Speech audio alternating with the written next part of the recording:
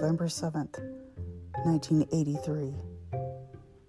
Bloomington, Illinois.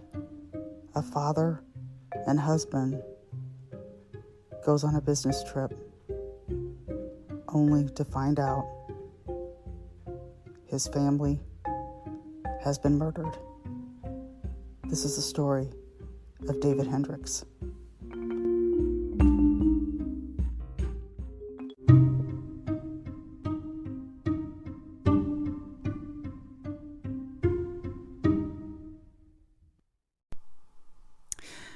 Good afternoon.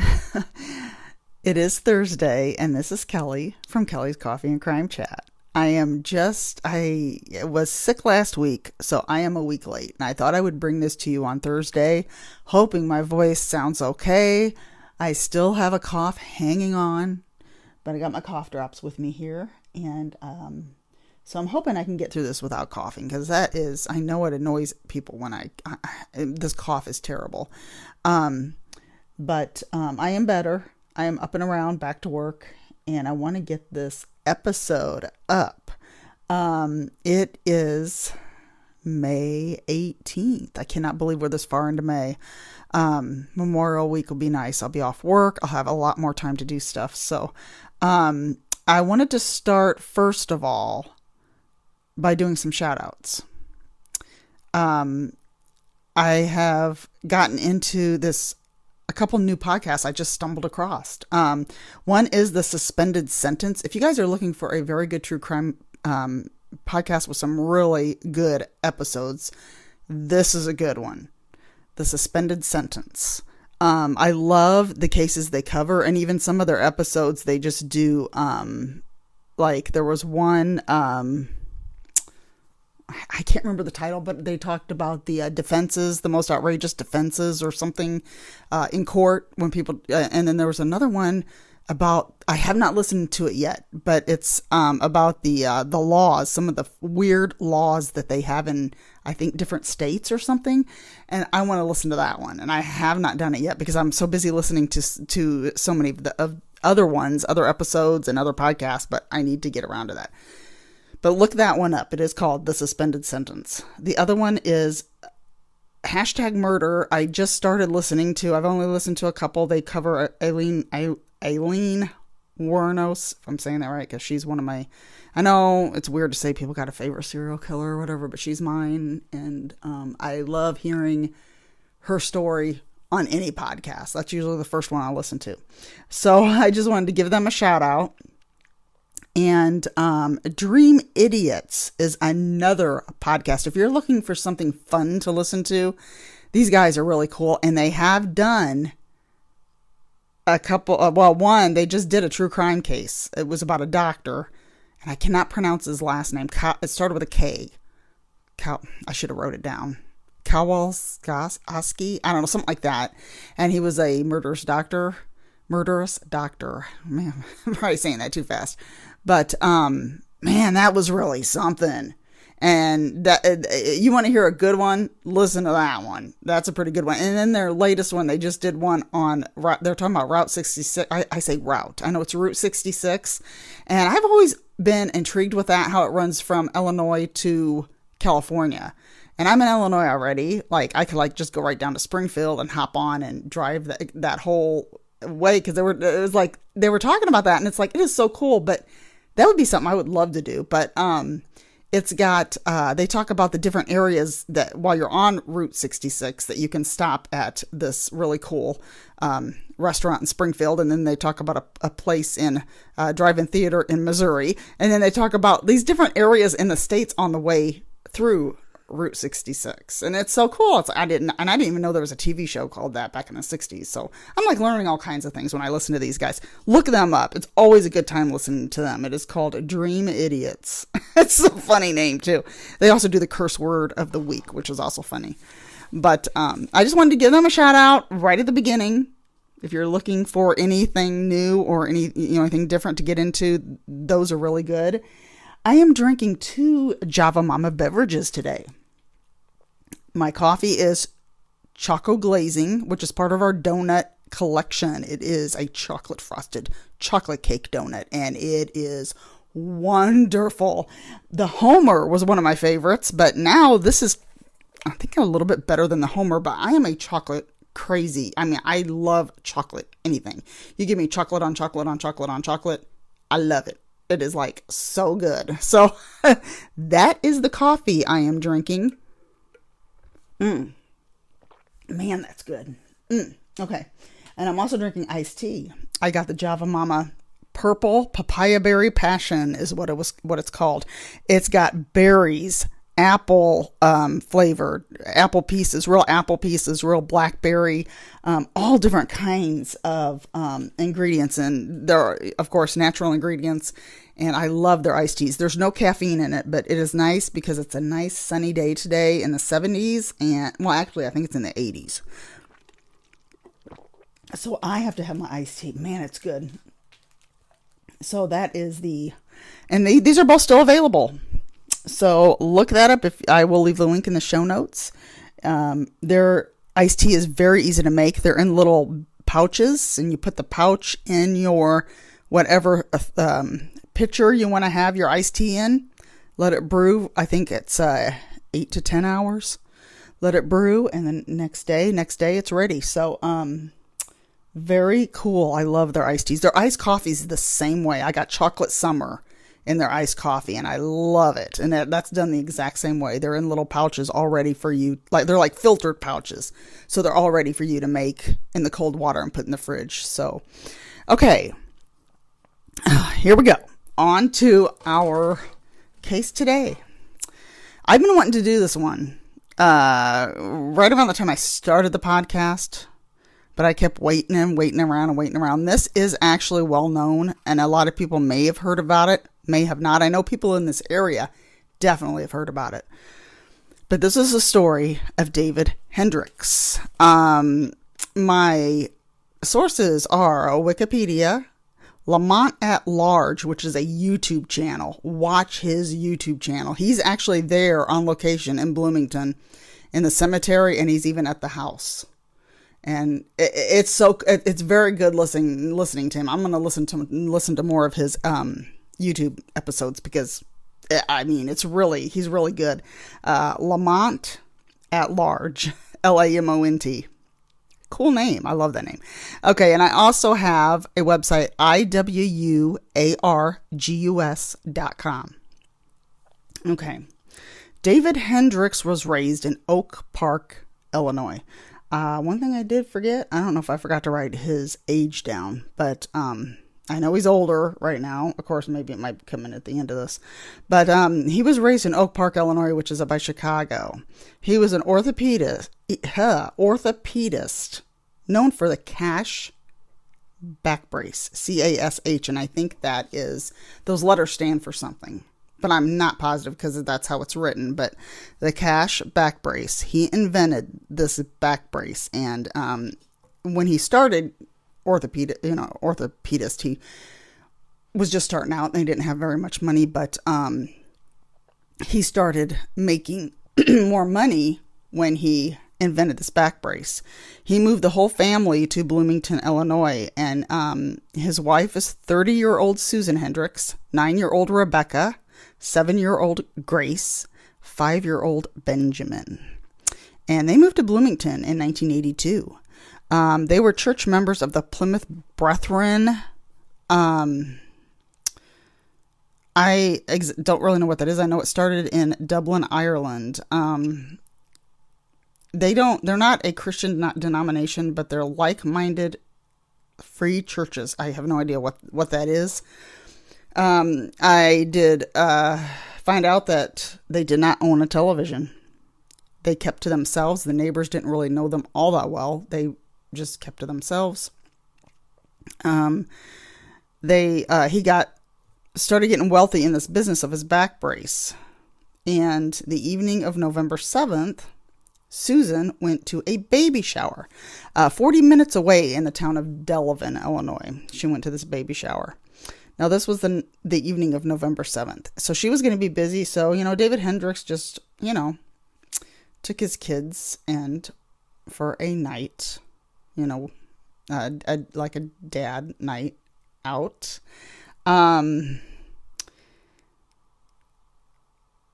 40 minutes away in Delavan. He took them to Chuck E. Cheese. Now, if anybody knows what Chuck E. Cheese is, it's a pizza place where they have a lot of arcade games. It's just like a fun place. I don't know about this one, but ours here in Peoria serves beer, which actually kind of surprised me. But a lot of kids have birthday parties there, and you just go and get tokens. You can play all these games and get pizza, and then they have like people in characters, that are fun for the kids. And he took the children to Chuck E. Cheese, and after they got done there, they left around 8 o'clock. At 8:15, they stopped at a bookmobile, and I remember these as a kid. I don't even know if they still have them, where it's like a van, and or truck or van, and you would go in, and it would be like a library inside, and they would go to different places. And so they stopped at the bookmobile to check out some books because they had to return some. So they returned some, they checked some out, and then they went back home. Now, the kids were in bed by 9:30 that night. Susan got home around 10:30, and I just read that they chatted for a bit before going to bed. And she went to bed at 11 o'clock. Now, David Hendricks had a business trip that night up to Wisconsin. And when I say business trip, it was just a trip he was taking on his own to try to sell his back brace at the different orthopedic places up there. I think it was Madison, Wisconsin. And so that's really what it was. It was just he was taking a trip up to Wisconsin to do this. He went up. Excuse me. There goes my coughing. He went up to Wisconsin, checked into a hotel. Okay, the next day, November 8th, he tried to call home in the morning and got no answer. He tried again that afternoon. Still no answer. So he calls the neighbor and to see if they can just go over and check on the family, knock on the door, just see if they answer. No answer. There was no answer at the door. He got worried. He found out that they never made it to a family dinner they were supposed to go to that night. And this is the next night, the next evening. So he ended up calling the police. Now, of course, the only place I've heard the 911 call is on Crime Junkie. Crime Junkie does an episode of this. And it was done October of 2021. I had to go back to that date to find it. So if you are a Crime Junkie fan and you want to look them up, it's one of the very first podcasts I ever got into. They do a good episode of this, and you can hear the 911 call on there. Now, he tells them he's worried that they got into an accident on the way to this dinner because they are not home. He says they're not home. Neighbor already went over and they knocked on the door. And so then they ended up finally doing a welfare check on the family because they were not coming to the door. The car was there, and I don't like to make assumptions on 911 calls, but I do that. It's just natural for me to do that. This 911 call seemed very precise. Like he knew exactly what to say. It was like, I'm David Hendricks, and this is how he's talking. And then he goes, well, this is a circumstance. Here are the circumstances. My wife was supposed to blah, blah, blah. And it just sounds like he's doing a rehearsed. To me, I thought that. Now, that's just me. Nobody ever said that before. I'm just saying that's what I thought. Knowing the case now, and that was the first time I ever heard the 911 call was on Crime Junkie a couple years ago. So, the police went to go check on the family. Well, they were not prepared for what they walked into. The back door was unlocked. It was closed, but it was unlocked, and they went in and they saw that the basement was a mess. Like someone was looking for something, and then they left really quick. Susan and the children were found. The children were found together in one bedroom. I don't know if they had the same bedroom. I don't think they all had the same bedroom. They were found in the bedroom, hacked to death with an axe. Now, a clean axe and a clean butcher knife were on Grace and Benjamin's bed. Now, Grace and Benjamin, that's how I read it. So I don't know if that's one bed, if it was their bed and all the children were in there. Blood was splattered all over the bed, the walls. The bedding was soaked in blood. It was like a horror movie. It was blood everywhere. But that knife and that axe was clean, which is very strange. No blood, like I said, and then no blood was found anywhere else outside that room. None. There was no blood trail. There was nothing in the bathroom area where someone had cleaned up. Nothing. Susan was found the same way in her bedroom. The only thing they found was a faint footprint on the back porch with the actual murder weapons. So the axe and the knife, I'm taking the clean axe and knife were not used. Axe and knife. I don't understand what that meant. Why somebody would do that. Now, David Hendricks never asked, when he found out all of this, he never asked who would do this.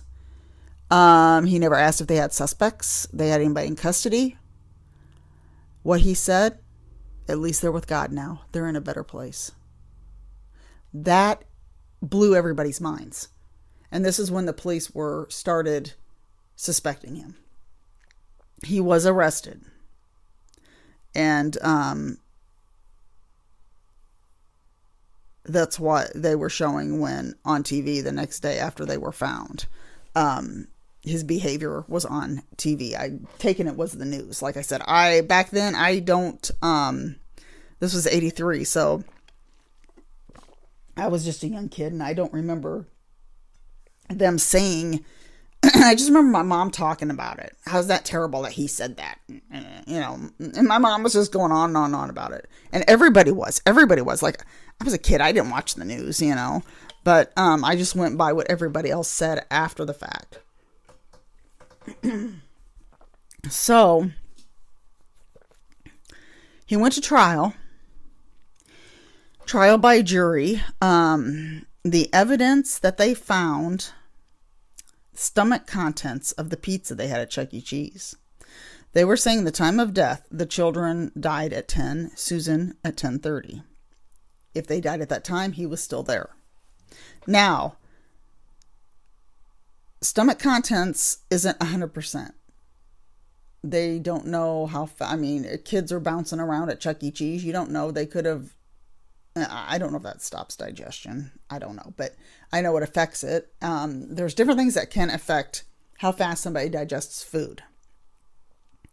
So I don't know. It seemed to me like they didn't really have sufficient evidence to back up what they said about the stomach contents and what time they died. At the trial, this was another thing that did not look good. He had models who modeled his back brace, and the models testified that he touched them inappropriately, like brush against the side boob. He tried to kiss one of them, I think, and because he was the one that was putting up the shoot to take their photos. I don't know. I'm thinking he had a photographer there. I'm not positive. I thought I heard that he just did the whole thing himself, but which I could see that, but that he hired the models. I thought I read that they were nude under the back brace and some weren't, but I don't know if that's true or not.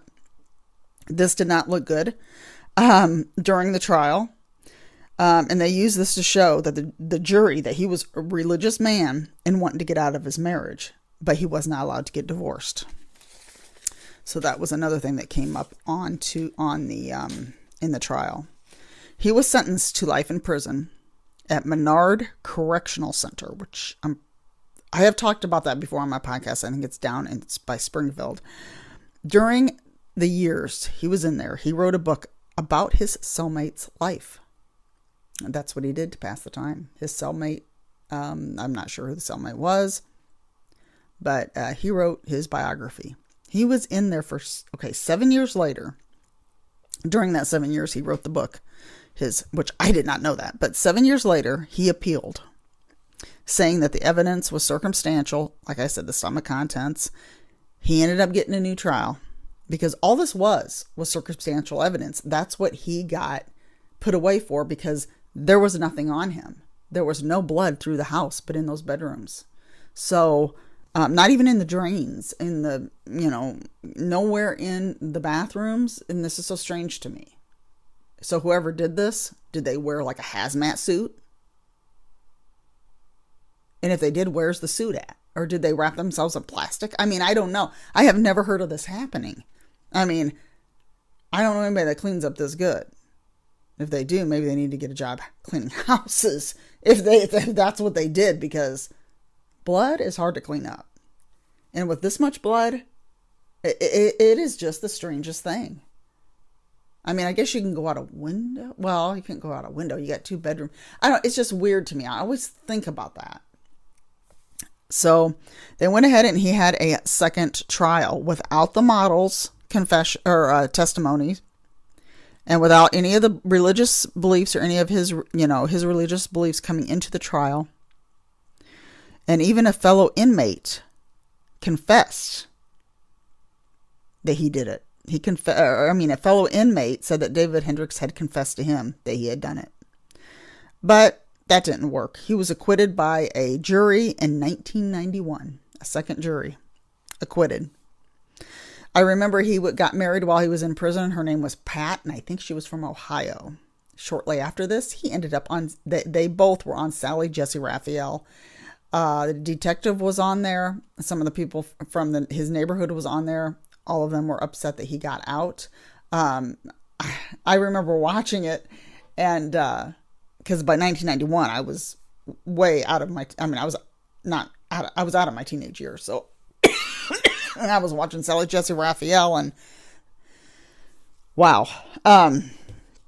If you can get a hold of that episode, I don't know what episode it was, but there is a book on this whole thing.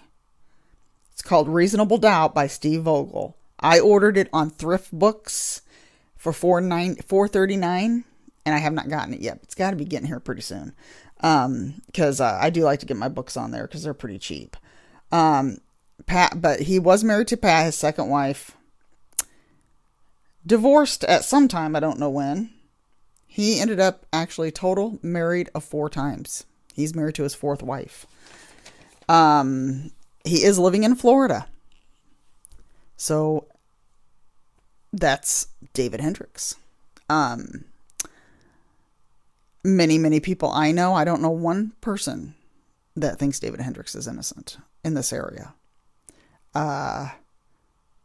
The only thing that he came up with, that there was no talk about finding who really killed his family. If this was me, I'd want to know who did this.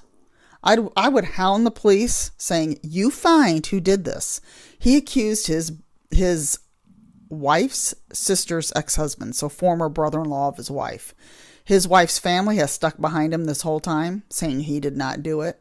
They all think this other, the former brother-in-law did it because he had a spare key to the house.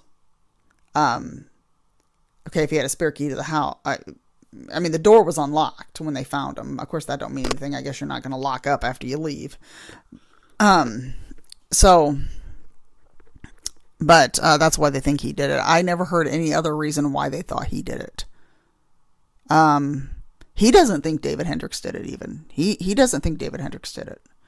But it just seems kind of strange that it happened the night he went. It just all seems strange to me. And I am one person that does not like to accuse somebody innocent at all. But they didn't present the first trial beyond reasonable doubt. The judge said that himself. This evidence was not presented beyond a reasonable doubt. He ended up getting sentenced to life in prison anyway. But now that he had a second trial, double jeopardy. You can find out. He could admit that he did it. Nothing can be done. It's sad that this case went unsolved and this family did not get justice. Another reason they didn't think he did it was, I don't this is kind of a stretch, but the boy got the most hacks to his face. He got the worst. And usually they say a father would not do that to a son, that the son wouldn't get the worst. But I don't know if that's true. I don't know. I never heard that before. So if you are not familiar with this, listen to Crime Junkies episode. They really talk about how there was no blood in that house except for those 2 rooms. They talk all kinds of things about it. And it is October of 2021 was the date. Because I know when I bring up Crime Junkie on Apple Podcasts, I'm at the latest one. So I have to scroll down through the dates to find it. And and it's a good episode. A really good episode. So that is episode 39. I cannot believe my next episode is going to be episode 40. When I started my podcast at the end of August last year, I had no idea I'd have this many episodes, and it's just wonderful. And I love the fact that we all support each other. Everybody, all in the podcast community, we just support everybody. And it's wonderful. And we're just doing this. It's like, we don't make money. We're just doing this. And it's just wonderful how we all support each other. And I always follow up my episodes with anything I've watched lately and anything new or anything I can recommend. I watched on Hulu the Boston Strangler movie with Keira Knightley. It is very good. Highly recommended. I myself, I'm not going to give anything away in case you don't know the Boston Strangler, because I didn't know much about it. I didn't know the outcome. I did not know that was how the outcome was. I love the movie. It takes place in the 60s, and the whole movie has that 60s vibe. You see the old cars, the old hairstyles, the old clothes. I just love that. And it's so funny because there's nothing electronic. Everything's paper, everything. And these 2 women who wrote for this paper that really dug deep into this story and to try to find the Boston Strangler as these murders were going on, they really worked hard. And it just shows how they were just when you're even when I do podcasts, I'll be so into a story, especially ones that are unsolved, like when I did Paula Turkovich. I'm in Jelani Day. I'm so into those two cases.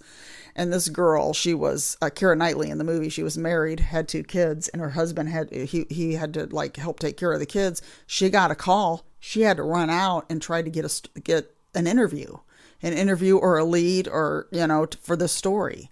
And it got to where her family was suffering because she was gone doing her job. These women worked. And it was so neat to see that back then in the 60s. Because, I wasn't around back then, but it was so nice to see women working like this. And it is just a good movie. Highly recommended. I would sit and watch it again. But it is on Hulu.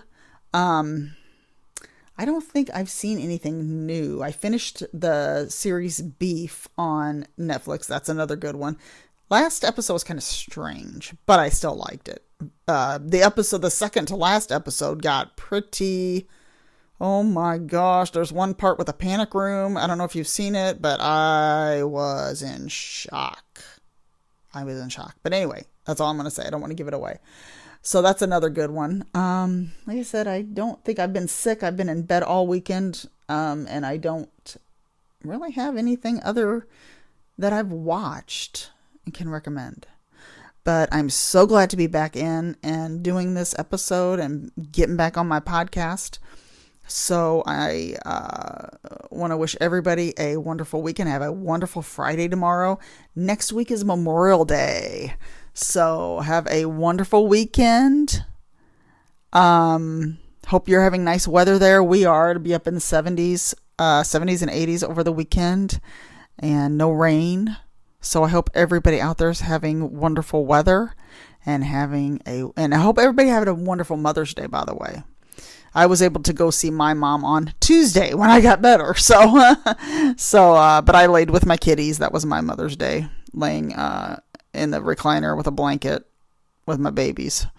So, and that is it. it for today. Everybody have a wonderful weekend. If you have any case suggestions, please let me know. I usually stay in the Midwest, but I will venture outside the Midwest, especially for ones that are unsolved and need attention.